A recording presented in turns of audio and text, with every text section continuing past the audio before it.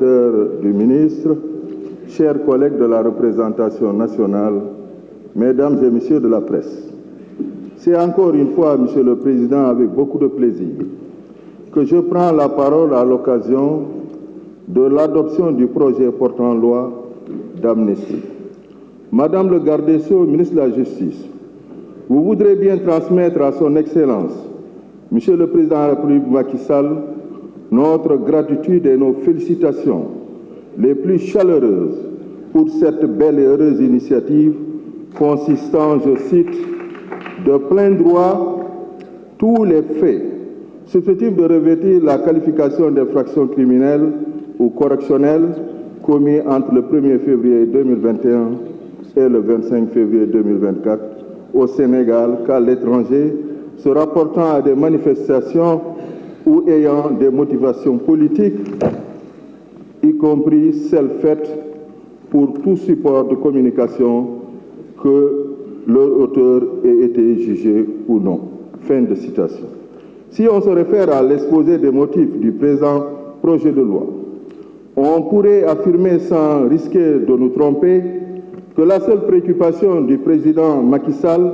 qui fonde cette loi est la pacification de notre espace politique et social, le renforcement de la cohésion nationale et la consolidation du dialogue national. Tout ceci, Madame le garde des Sceaux, nécessite la réconciliation et le pardon qui sont des facteurs importants pour le vivre ensemble dans une communauté qui demande la participation pleine et entière de tous ses membres à son développement. Le président Macky Sall, à quelques semaines de la fin de son mandat, aurait pu se dire que sa mission est terminée, je m'en vais. Mais, en patriote invétéré, il ne voudrait pas laisser à son successeur un pays divisé, en proie à des menaces d'instabilité qui pourraient remettre en cause nos acquis importants vers l'émergence, voire le développement économique et social, avec l'exploitation prochaine de nos ressources pétrolières et gazières. L'instabilité dans nos pays voisins nous appelle à plus de responsabilités pour éviter à notre pays d'éventuels troubles préjudiciables à la paix et à la stabilité de notre pays. Il est du devoir de chaque citoyen de contribuer à cela pour la restauration de l'unité nationale qui passe par la réconciliation de tous les Sénégalais,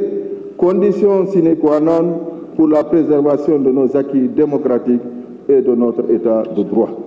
Ainsi, beaucoup de personnes privées de leurs droits civils et politiques seront rétablies dans le droit.